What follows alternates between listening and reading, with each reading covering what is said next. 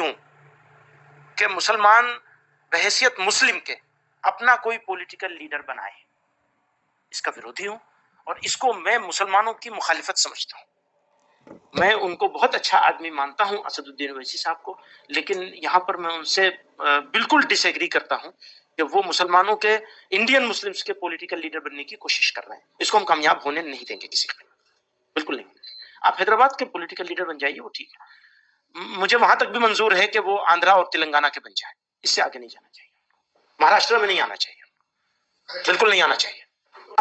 دوسرے نمبر پر مسلمانوں کو بحیثیت مسلم اپنا کوئی سیاسی لیڈر نہیں چننا چاہیے، یہ بھی غلط سوچ ہے۔ ہندوستان ایک آزاد ملک ہے، لیڈر صاحب، جنرل سیکریٹری صاحب، کوئی بھی یہاں پر اپنا سیاسی لیڈر چن سکتا ہے۔ ہندو مسلمان کو چن سکتا، مسلمان ہندو کو چن سکتا ہے۔ آپ کو کہنے کا ادھیکار نہیں ہے کہ ہم کسی کو مہاراشٹر کی سرزمین پر ان کی جماعت کو ہم پھیلنے نہیں دیں گے۔ آپ کی زبان سے یہ بات شوبھا نہیں دیتا۔ ان کا اشارہ میں صاف لفظوں میں نام لیتا ہوں، ہماری شریعت کو بچانے کا کام سینہ تان کر پارلیمنٹ کے اندر اگر کوئی کھڑا تھا تو وہ مجلس اتحاد المسلمین کا وہ لیڈر اسد الدین اویسی تھا۔ وہ ہمارا لیڈر اس معنی کر ہے کہ جب سارے دنیا کے بڑے بڑے ایم پی تھے وہاں پر چپ تھے، لیکن انہوں نے اگر شریعت کو بچانے کا کام کیا ہے تو وہ ہمارا ہے لیڈر، ہم مانتے ہیں۔ سیاسی پہلو اعتبار سے انہوں نے ہندو کو بھی، دلت کو ساتھ لیا ہے اور مسلمان کو ساتھ لیا ہے، جو کہ بہت زیادہ غریب، کچلے اور دبے لوگ ہیں۔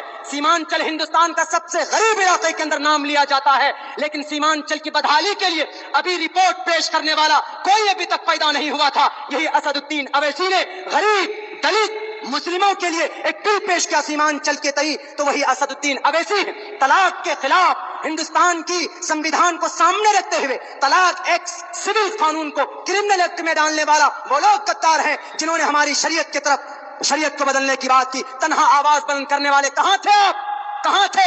مگرمچھ کے آنسو بعد میں بہاتے ہیں، معصوم بچیوں کا اپہرن کر لیا جاتا ہے، کبھی کبھی تو نہتھے لوگوں کی ہتیا کر دی جاتی، اس وقت آپ کہاں پر بیٹھے ہوئے ہوتے ہیں؟ بعد میں آتے ہیں آپ مگرمچھ کے آنسو بہانے کے لیے۔ کیوں نہیں ہندو مسلمانوں کو لے کر آپ فساد پیدا ہونے سے پہلے فساد کو کیوں نہیں روکنے کا کام کرتے ہیں؟ جب فساد ہو جاتا ہے تب آپ دورہ کرتے ہیں۔ ہم آپ کے سمجھوتے کی بالکل مخالفت کرتے ہیں۔ ہندوستان سیکولر ملک ہے۔ اگر اسد اویسی صاحب نے اگر دلت کے خلاف، دلت کے لیے ان کا حق لینے کی بات کی ہے تو ہم ان کے ساتھ ہیں، بلکہ کسی بھی مظلوم کی آواز کوئی بھی بندہ اگر اٹھاتا ہے، ہم اگر اٹھاتے ہیں تو ہمارا ساتھ ہونا چاہیے۔ آپ میں کوئی لیڈر اگر اٹھاتا ہے، آپ کے قریب کا اگر کوئی سیاسی لیڈر اٹھاتا ہے تو آپ کو ان کا ساتھ ہونا چاہیے، ان کا وروध نہیں کرنا